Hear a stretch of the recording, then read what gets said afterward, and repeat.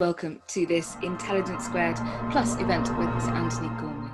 Antony, of course, will be familiar to many of you as one of our most distinguished artists and sculptors. He won the Turner Prize in 1994 and has been a Royal Academician since 2003. He's one of those very rare things, which is an artist whose idiom, the metal cast human body in so many different modes, has become familiar in our wider culture.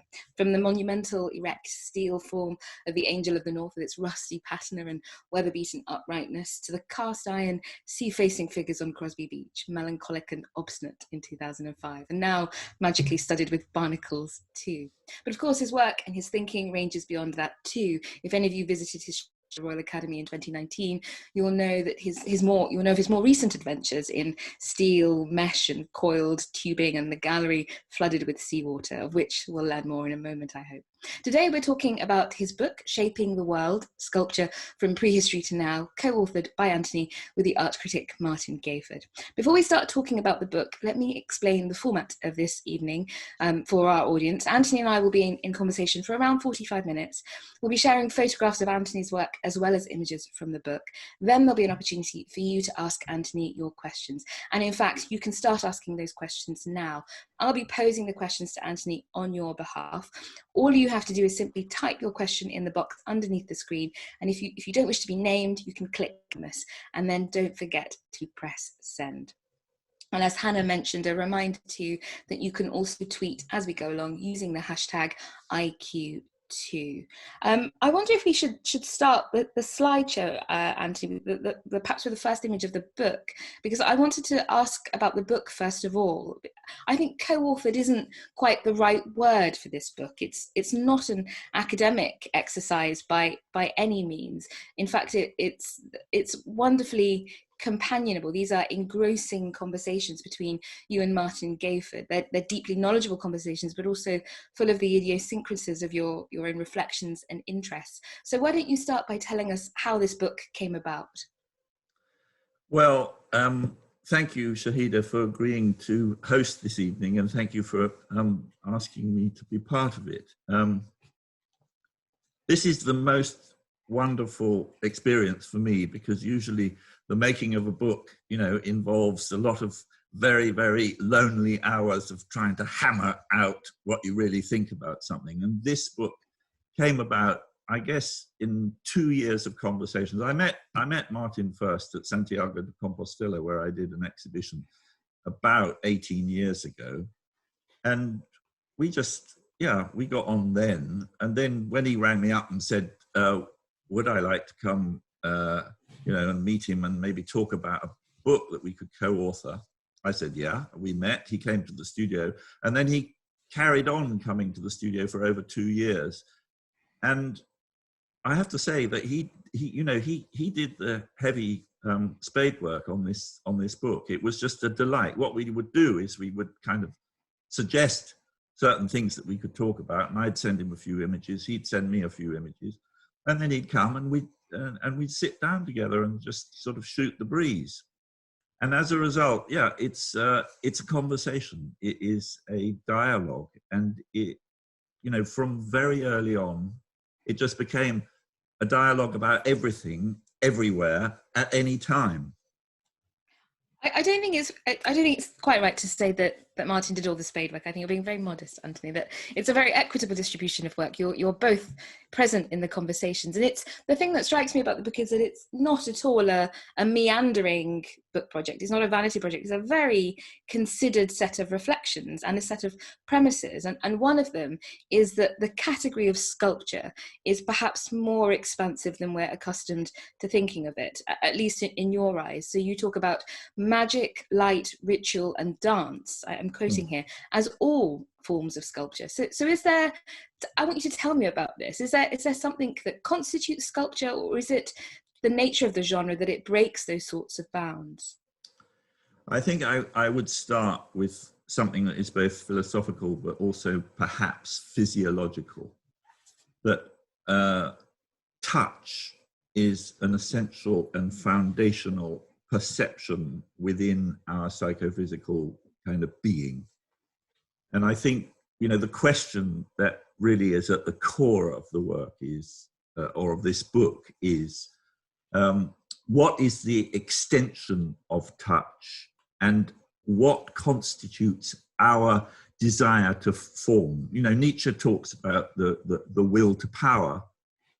I think there's an even deeper and more fundamental will, which is to extend the touch, the contact that we have with the palpable, and begin a dialogue of transformative, in a way, proposition.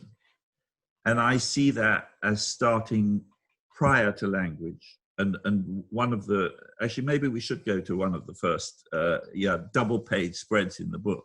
Yes, this is lovely. Yeah, let's have the Haysborough axe on the left-hand side and this bolus on the right-hand side. So you might say, well, what is this hand axe doing in a book about sculpture? Well, I would say that this is an object that has, as it were, been made in the hand, that fits in the hand, that extends the hand, but nevertheless talks about an implicit, in a way, interest in and wish to form. So there's a bilateral symmetry. There's an engagement in the materiality and how this material works. On the right-hand side, we have a bolus that is literally like 3 inches in diameter, that sits again in the hand. And yet this was made, 1.7, well, we're not absolutely sure, between 1.5 and 1.7 million years ago by an ancient pro-hominid ancestor, Australopithecus afarensis. And I just think this is maybe the entire book in Nuce, that before our mouths were able to form through the relationship between the dome of the palate and the tongue a word, we made this, I say we, our deep ancestor made this thing that has, again, this idea about symmetry, about form. You could say this is a Platonic solid made a very long time before the arrival of Plato on this planet. And the beauty of it is that I just have this mental image of this object being handed from hand to hand, maybe from the hand of its maker to the hand of a receiver. And this being, in a way, a first conversation. The axe on the left was made maybe between 500 and 700,000 years ago. The bolus on the right made 3 times the distance between us and it in the past. I'm very interested that you said that this object comes before we could even form a word, before we could utter. And you confess very early on in the book that sculpture is a way of escaping words, which I think is terribly ironic because this is a big book, Antony, right? There are a lot of words. There's a lot of pictures in it. No, and that's the joy. The point about it is it's not a book in terms of a narrative. Yes. And you can pick it up anywhere. You can see a picture, or anyway, the evocation of a thing carried by a picture, and read about it, and that's what I like. In a way, it's to be dipped into. Yes, you can read it from beginning to end, but in the sense, it was in this exchange that maybe something that was very contrary to chronology and contrary to maybe the narrative structures of ordinary, even academic kind of research books. And anyway, it was really fun to make, and I hope that it's really fun to read and engage with. It's a really invigorating read. It's incredible to see inside your brain. I think sometimes, the artists that we cherish, we love their work, and then when we listen to them talk about their work, sometimes you can be disappointed. I've certainly had that, but in this case, I think it's really invigorating and quite exhilarating. But also, what you realise is that you almost have there's almost a kind of a set of propositions that you're working with. And this is the other premise in the book that I think you're quite ardent and very serious about, which is that you say that sculpture is not just or only an art form, but you say it is a material proposition. And I want to know what you mean by that when you say it is a material proposition. Well, I think that this is a form of made skepsis. In other words, we've been sort of blinded in a way by the last, well, maybe, you know, that period of sculpture between, say, the middle of the 15th century and the 19th or 20th centuries, where, in a sense, the statue became the equivalent of what sculpture was, and had to do with representation, had to do with idealization, had to do had a great deal to do with, in a way, memory and the memorialization of individuals. And I say, no, sculpture is a lot more than that. And I want to take examples, you know, from right now. So say the double negative of Michael Heiser, and from, in a way, our early farmer past, the Neolithic, with something like the heel stone in the stones of Stennes in Orkney. Now, what is that? What has happened there? A stone that was naturally formed and was lying has been rendered upright. That is an act that makes, in a way, a place that is unmarked into a marked place, or a space that was unmarked into a defined place of, you know, in a way, reference. But it's also an act in time. And I think that that thing of providing a mean, something by which our experience of space-time is measured, is one of the primary potentials of sculpture that we lose if we get involved with the idea of sculpture as representative or as representation or any form of picture making, because it is this thing of taking something in a sense that is already there, but displacing it in a sense that then confronts life. And I think at the root, sorry, you've got me going now, and I have a tendency. well, let me ask you about that, because should we look at slides 3 and 4, which is another place, the installation of the 100 cast iron life-size figures eventually at Crosby Beach. And in the book, you talk about sculpture as a displacement of space, and you've used that word, displacement. Tell me what you mean by that. Well, it's interesting. We look at this. This annoys me because the horizon is not actually horizontal, and that's really critical, because that's really what this work is about. It's about, in a way, these stilled, industrialized fossils, because that's what they are, that read always as silhouettes in this elemental context, and they face the horizon. And I think, you know, for me, this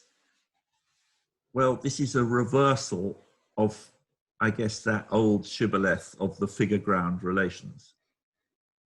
These are still forms fixed in time, well, fixed certainly in motion, that then foreground the changing nature of the environment around them. And it's really, I think of them almost like black holes that say, here, they indicate a place where a human body once was, where a particular subjective human body once was, and where anybody could be. So they invite a kind of imaginative projection. But then through them, hopefully, they act as catalysts, as kinds of, acupuncture points in their context, their spatial and their temporal context. And as a result, hopefully just act as amplifiers of your being there.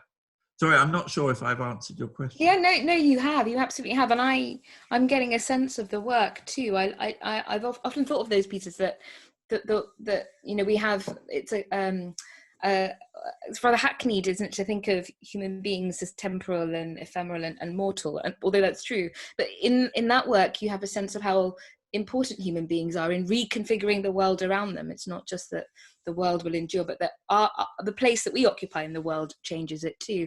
And I want to think about a couple more of the pieces in the book before I want to develop that idea, but I want to go back to the book for a moment, because we move between your own reflections on work, and then also you're very generous in talking about the works that you admire and love. And I think the next slide is Rodin's The Kiss and Brancusi. And Brancusi, you say, is a very big part of this book. So tell me why that is. Well, I think Brancusi did, maybe for sculpture, something that I'm trying. I'm not clear whether I'm going to be in any way successful, but to bring it back to its materiality. So on the left, we have this famous, in a sense, beloved of Victorians, and radical in its time because of its frankness, one version of The Kiss, life-size, made in Carrara marble.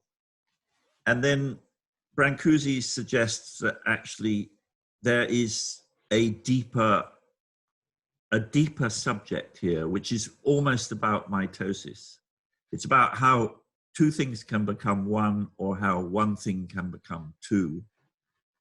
And he develops this further, and later on in the book we talk about the gate of the kiss, where he's taken the idiom that is just at the top of this sculpture, which is where the two eyeballs have been, instead of, in a way, the kiss, the lips being given dominance, it's the eyes that are given dominance. And this idea of the beholder and the beholded becoming one thing, and the idiom of the gate of the kiss being this eye that is then divided down the middle. Anyway, I think that what he does is he says a block is already a made thing. It is a unitary object amongst other objects. How by doing the least can I begin to acknowledge it in its foundness? So he's hardly, he's rubbed a few corners off and done some incisions. Anyway, Brancusi has always been an extraordinary exemplar for me, because he walked from Hobitzer, his village, to Paris in whenever it was, 1905.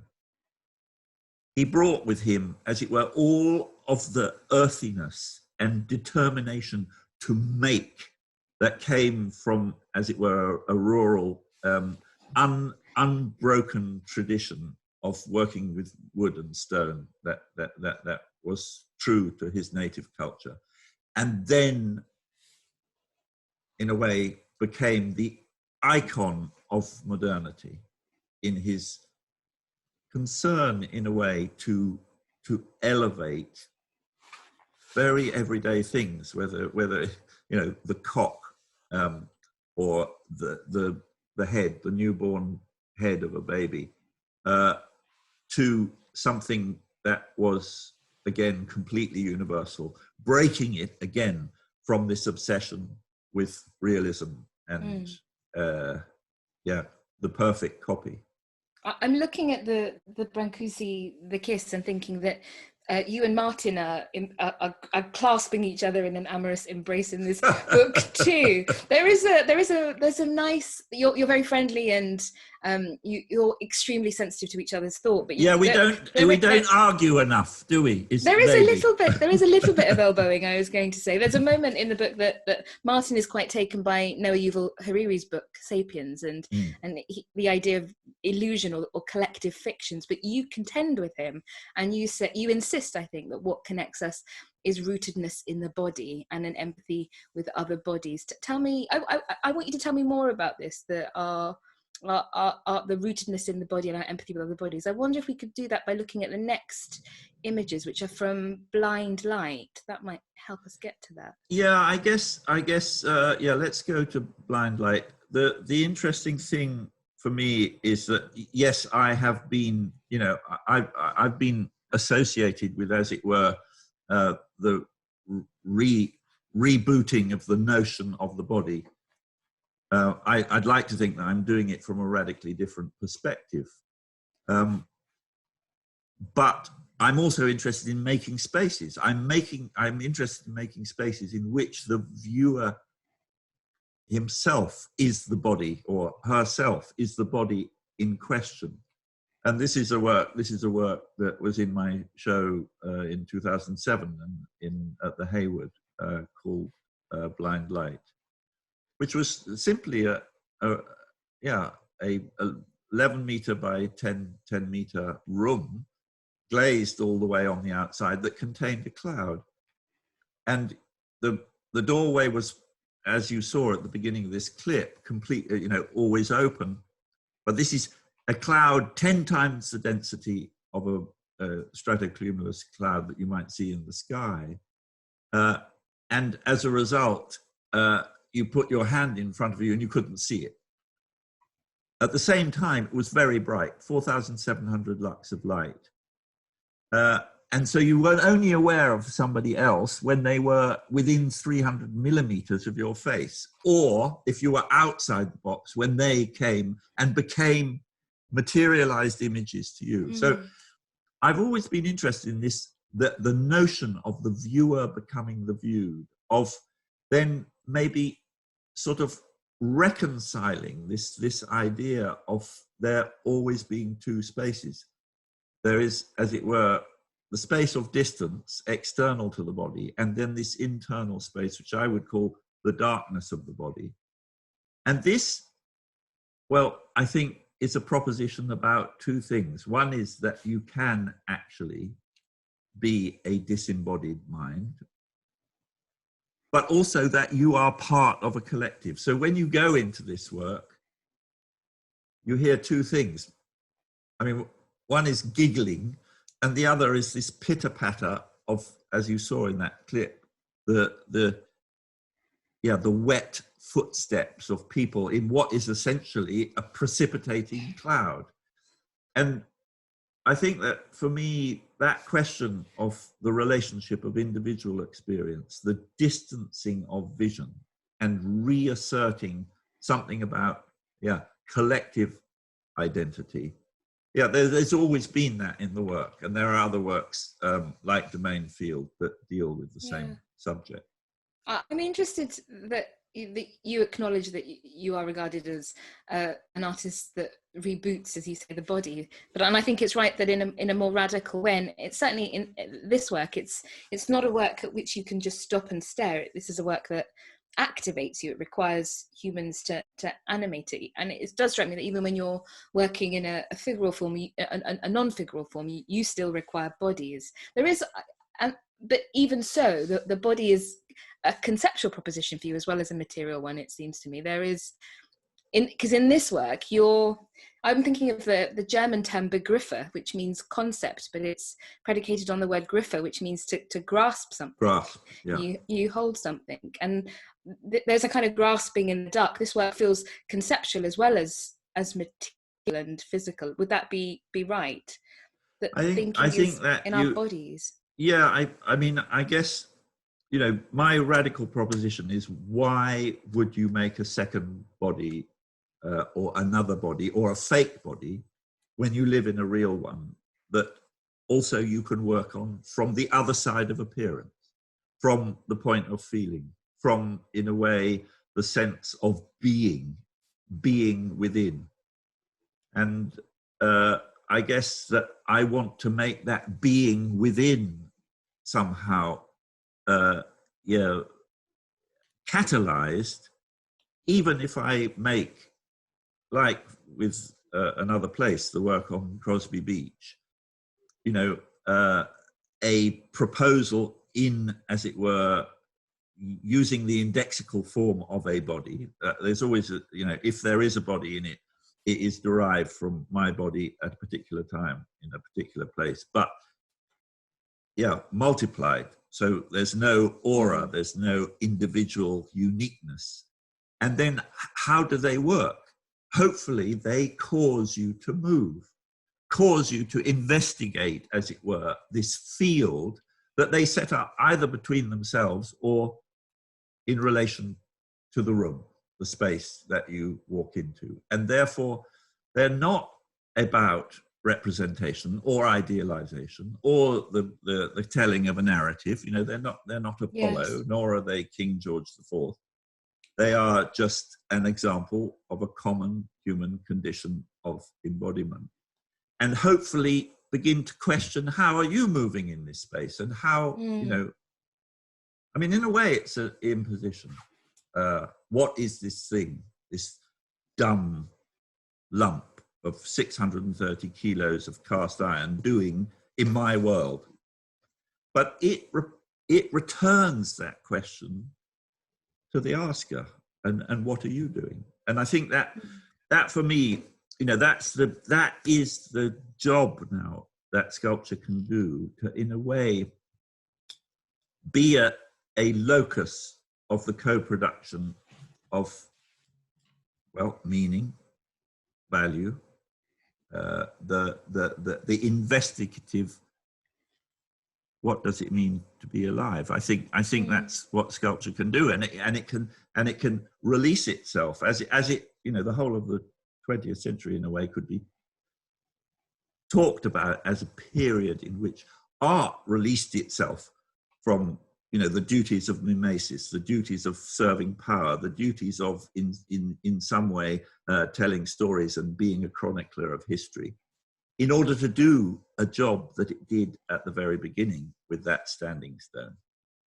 Should we look at a few more images, why not, from the book? I think you selected the Great Chatia Hall in the Kali Caves and Anish Kapoor. Let's pull those up. Yes, I think that lots of people, when they think about sculpture, always think about solid things that displace space. But if you think about the caves of Ellora and Ajanta, I mean, what an extraordinary thing that here, out of the living rock, burrowing in from a cliff face, you make something that looks like it has been made of parts, but is in fact a totality, is this, in a way, sculpting of darkness. And that's exactly what Anish does with this work that he called Adam. You know, I went round to his studio to see this in whenever it was, in the 90s. And I was very, very struck because it seemed that what he had done was exactly what I was interested in, making in a way the darkness of the body palpable. Where are you when you close your eyes? You are in a space that has no edge, that has no objects, that has no measurable, as it were, volume.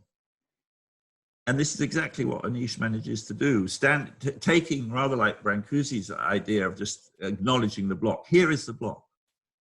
He acknowledges its materiality, but at the same time then cuts this hole, hollows it out, paints it with this dark pigment that means that it is, in a way, immeasurable.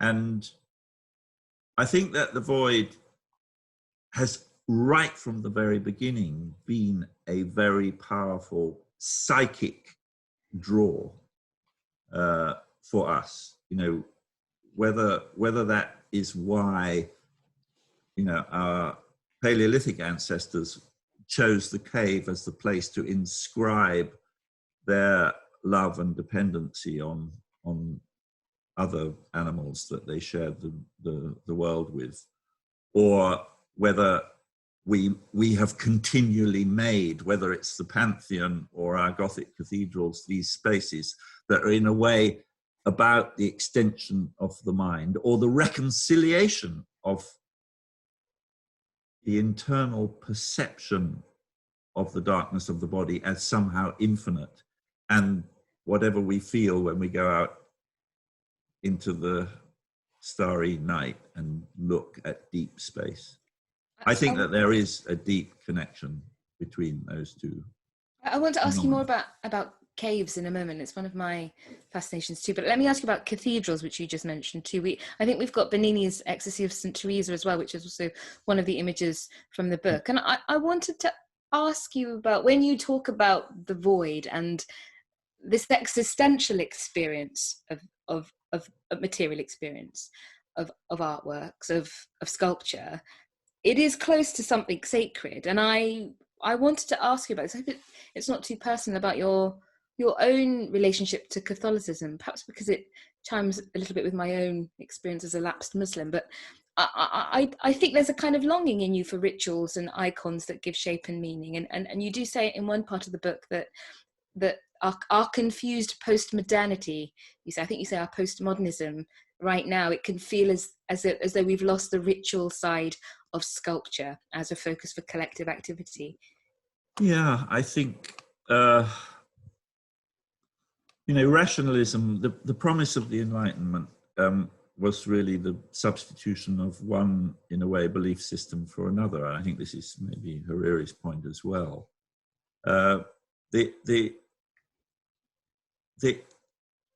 There's no question that in a way the unknowable, the ineffable, the unmeasurable is always the thing that we have had to confront.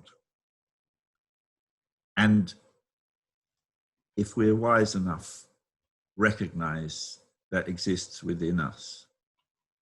And when I guess I am now a lapsed Catholic. I was very influenced by Buddhism early on in my adult life. I guess I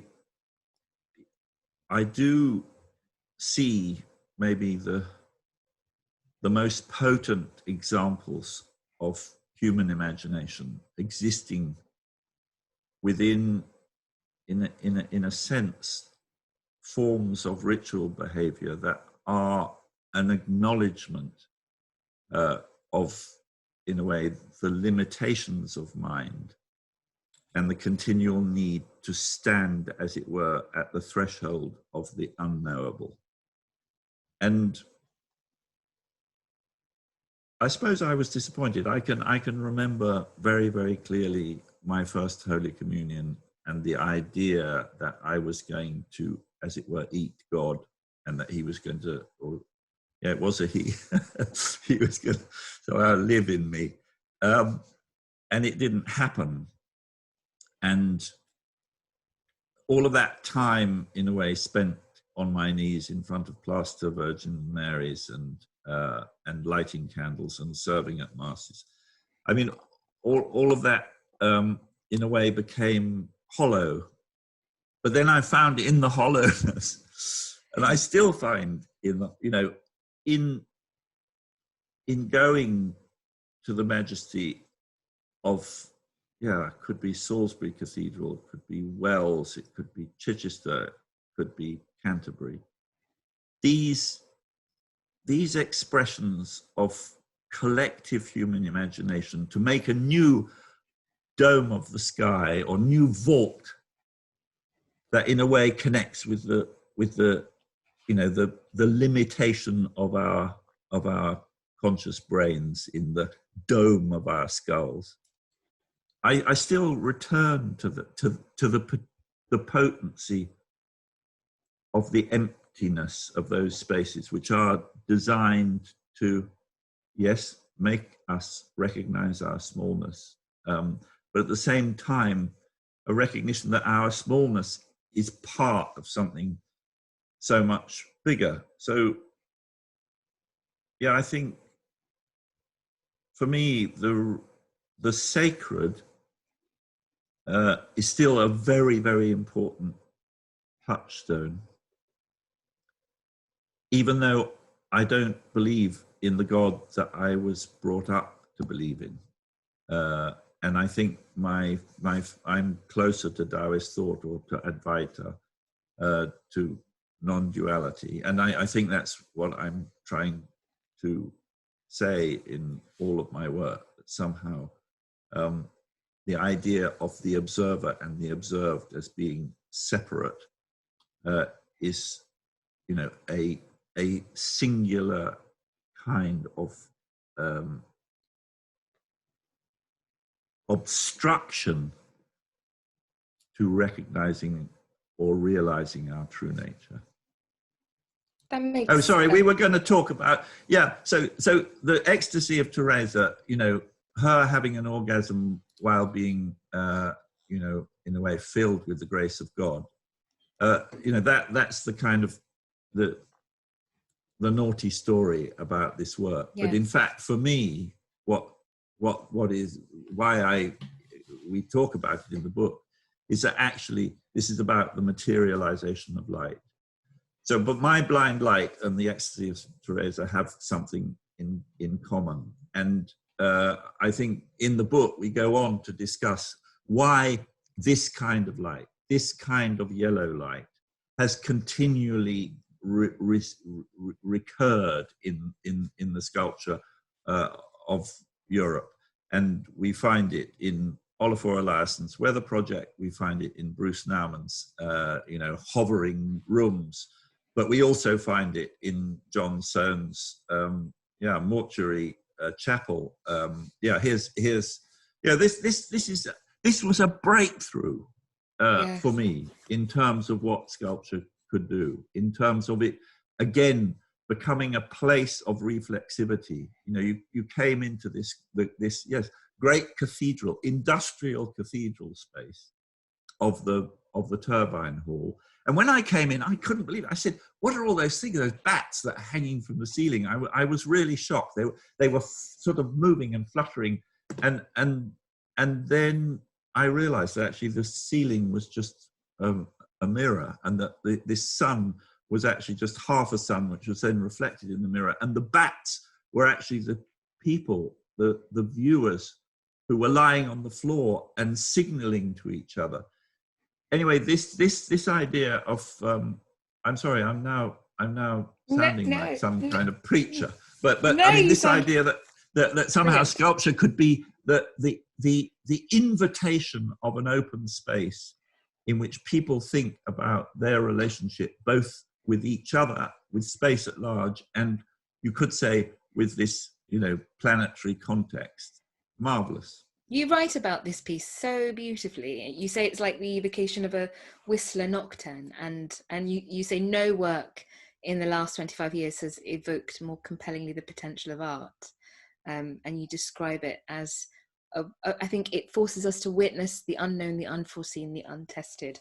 I like you rather. I'm rather fond of words that begin with but also it's indicative, I think, of how responsive you are and generous you are about other work. And it's also part of the gift of the book is seeing other work through your eyes.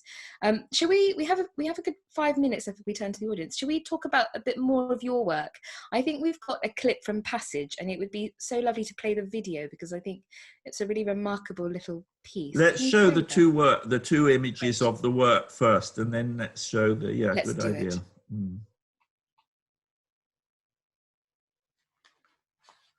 So this is a work that's 12 meters long and is roughly a silhouette of a human form, kind of converted to architectural language. Next slide, and then you are invited to enter it. And anyway, this is looking from the end back out. But let's play the little video clip. You know, it's a great big steel wall, really, when you come across it first, and if you come across it from its side. But then you're invited to go in, and it has an amazing acoustic reverberation. Every footstep, in a way, is like a drum beat. But obviously, you're walking into your own shadow. You're blocking the light. And even though I made it, sort of the first 5 times that I went into it, I went bang into the back wall. Some people never make it, you know, beyond 5 steps, because it is, in a way, this is objective correlative to that idea of you becoming the subject of the work. It's a very literal translation of that. And in a sense, whatever you take in with you is amplified. And if you're claustrophobic, or you're particularly feeling fearful or vulnerable, you might not make it to the end. But however far you get, you are, you turn round and you are shown the light, as it were, and you walk back into the world. So this is a very crude, you could say, and literal idea of another form of narrative, the replacement of, as it were, kind of pictured narrative to the idea that it is the narrative that the viewer brings that becomes, in a way, the subject of the work. I think this piece makes perfect sense to me when I read your thoughts about the caves, when you write about Maze Howe, and you write about the Kali caves, that this is your man-made cave. And I understand now what you mean. We think about how prehistoric humans thought of caves as sculptures. And I was listening to the poet Kathleen Jamie talk about walking in Maze Howe in Orkney and recently, and she said that experience of pitch darkness, where you hear your feet resound in a different way, that she said that it recalibrates your sense of time as well as your sense of space. And I couldn't quite make sense of that, but I wondered if a sculptor like you could make sense of this idea of sculpture as an experience of time as well as space. But I think time is the subject of sculpture, and it has been from the very beginning. So I go back to the standing stone. This is us acknowledging that this mineral material will outlive our mortality. And we want to, in taking a lying stone and making it vertical, we want to make that clear and make that into a confrontation. So sculpture is, of its essence, a meditation on time and the distinction between mortal biological time and sidereal or geological time. And I think, for me, it was very important to me that I had to do it virtually. I went to Newgrange for the winter solstice. Unfortunately, it was cloudy, so we didn't have the wonderful experience of the rising of the sun reaching the far end of that extraordinary early Neolithic barrow grave, where in a way the future meets the memory of the ancestors in the burial places to the western end. The fact is that sculpture is it's a mean through which we discover the measure of our mortality, and that's its power, and that's one of the jobs that it did right from the very beginning, and I think is now, in a time of the Anthropocene, ever more imperative. In other words, in our recognition of the imbalances that we have introduced into geological era, the need for sculpture to yet again do the job that it did for the early farmers. And that's why, for me, Crosby Beach is so important. Here are, as it were, made things, cultural things that are normally protected within institutions and galleries and museums, placed within the elemental and used as a way of saying the seas are souring, the sea levels are rising. We have no longer any more further west to go. That our future and the future of this planet are one future, and it's up to us to decide whether we're going to be a participant in that or not. So these are really key, in a way, existential questions, and I think that's what sculpture can do. Sculpture is an instrument whereby our existences can become intensified. Shall we have a look at one more video? I think we have a video from, I think it's from Breathing Room. Is that right? Yeah, Breathing Room. Yeah, no, that would be good. Yeah. Let's get that up, and then we'll turn to the audience. Yeah.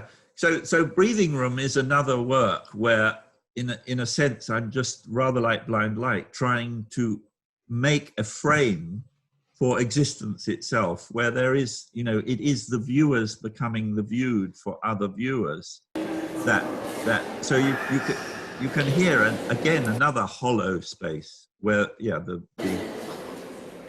sound. And you're confronted with this forest of luminous lines that seems to stem from a map on the floor, which makes you actually have to be very careful about where you put your feet.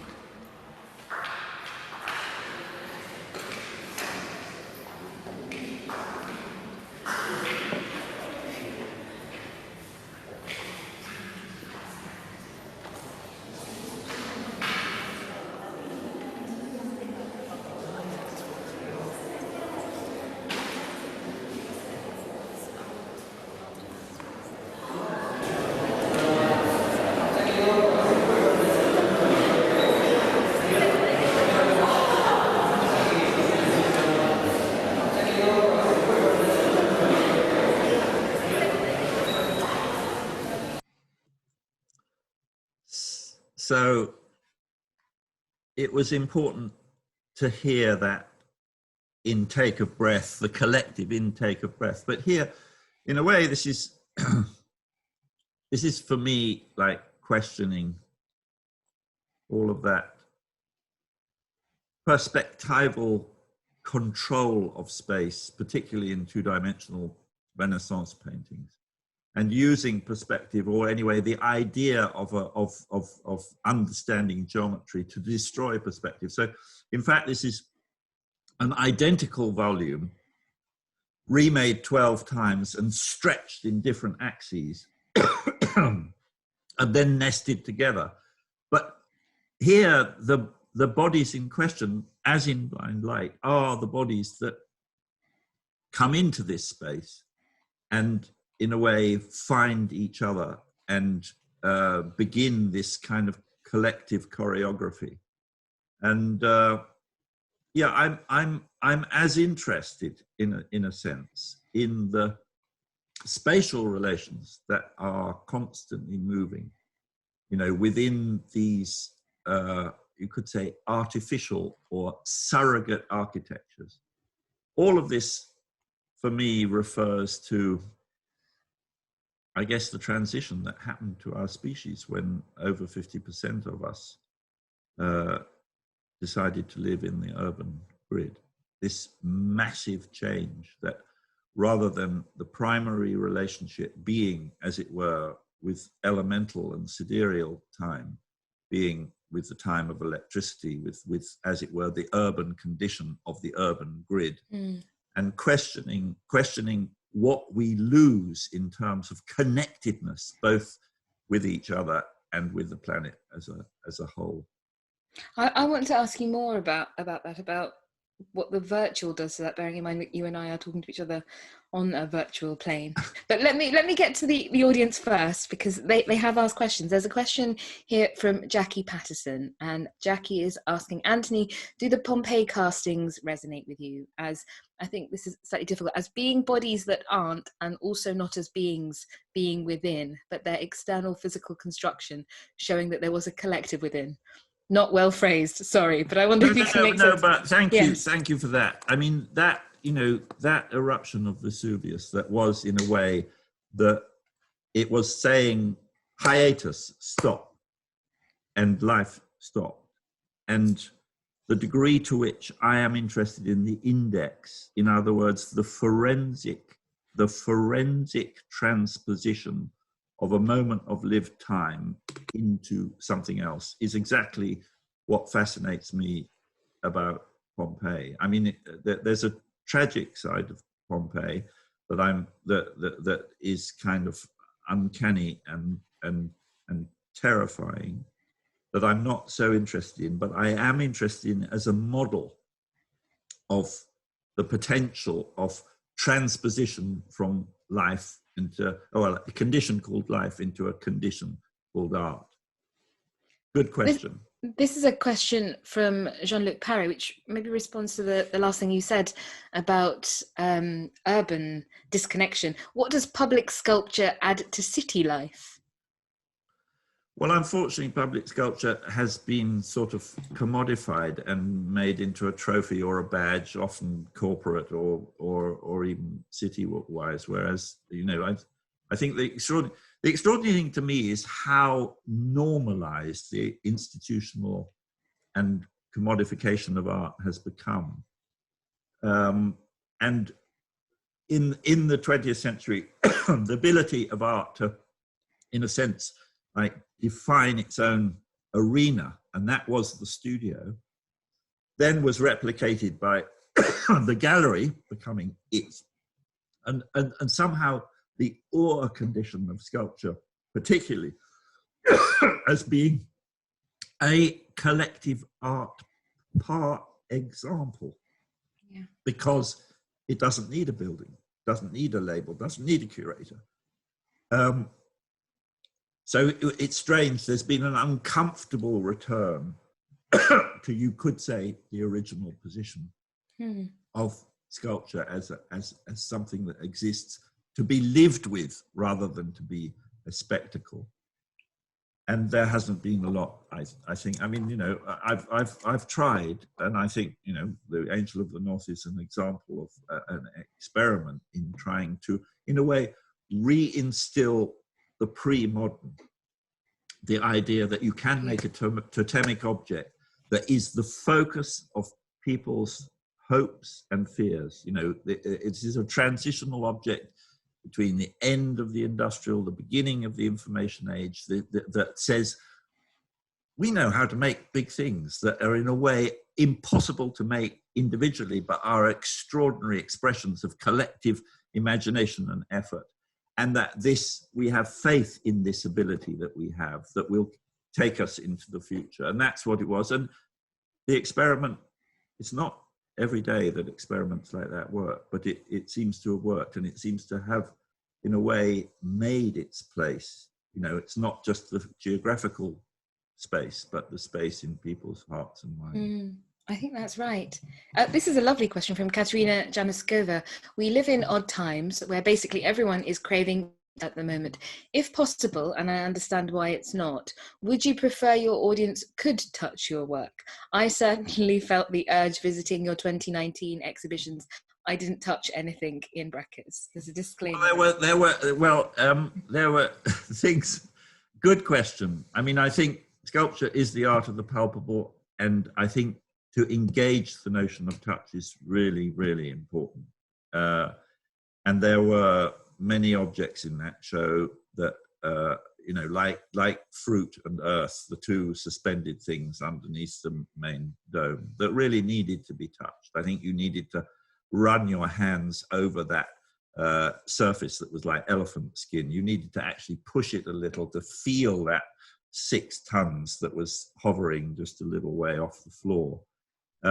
So I think that touch is a very, very important part of our engagement with sculpture. And it's just unfortunate that because of the rules of the commodification and institutionalization of art in our time, that we're not able to climb over things. But I encourage people when possible to get involved. And that's certainly what clearing was. But that got that's the 11 kilometers of scribble. And people got very excited in there. Yeah. This is from, I think, Virginia Holmes. What has lockdown done to your thought process? Sensory deprivation of sorts. I mean, this is connected to my thought about the virtual and the digital. Perhaps this is a rather obvious question, but that your work is so much about eliciting our sense of our own materiality through material experience. But we are living in this virtual world where, you know, things are stored on clouds, you know, as though they don't really exist. We have this dematerialized existence in the ether. You and I are talking to each other in this ethereal way. So what has lockdown in particular done to your sensory sense? Well, I think it's made me feel that it's so essential, and I think I'm not alone. You know, if you're dealing with screen time for most of your waking hours, my God, you want to get out there and feel the snow, or, you know, feel the rain or the wind or whatever. But also it's meant that people do, I think, you know, it's wonderful that, for example, that the Yorkshire Sculpture Park has remained open. And why? Yes. Because people want to go to places where they can collectively see things that are, as it were, out there in the elements. And I think that this time has reinforced my passion for art to be lived with, to be part of the everyday world, rather than to be, kept, as it were, within the hospital environment of a museum. I love museums. Museums are utterly essential, but in a way, for art to do what it can do, for the art of sculpture to do what its potential promises, actually making it outdoors is a lovely thing. And the time of lockdown has made that more apparent, I think, to everyone. Should I give you one last question? Because this is a rather cheeky one, I think, from Mariam. Hello, I am an art consultant and I'm always interested in what artwork artists have on their walls. She's very eagle-eyed. Is that a Trevor Sutton piece on the wall above your fireplace? If not, who is it by? Thanks. No, that's a Callum Innes. And then over there, whoops, no, where is it?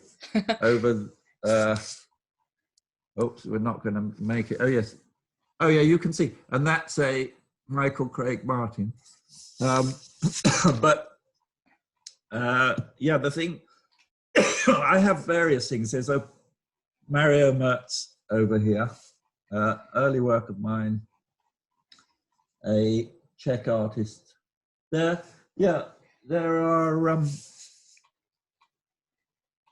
I like to swap my work with other artists. So I've got other friends and colleagues' work around and about. And I don't think of myself as a collector, but I just love, what things connect you to, and it doesn't have to be, as it were, a highly precious thing. So yeah, on my desk I have this, which was given to me by Neil, who lives here too, and this is just the most beautiful. This is better than a Henry Moore in my view. This is made by the slow aggregation of silica. Taking silica from the diatomson radial area of the early oceans and reconvening them into sculpture. I mean, this is pretty good, isn't it? Anyway, I love that we managed to get a sneaky tour of your study in the middle of our conversation. That's so wonderful. Thank you so much, Antony. It's been such an invigorating conversation. Are we at the end, Shahidha? Yes, we are. It's such an exhilarating it feels book. like a beginning. I know, we could talk. I do have about 50 other questions for you, and I think the audience do as well. But can I just say that the book is such an edifying read. It's hard and thrilling and really worthy of our attention. A reminder that you can purchase it, a discounted copy of it, Shaping the World, in the books tab on the right-hand side of your window or on the Intelligence Squared website. Thanks to you, our brilliant audience, and to Intelligence Squared for hosting us this evening. Thank you so much, Antony. And thank you also to the delightful Hannah Kay, to whom I'm handing back now. Thank you, Shahidha. Not at all.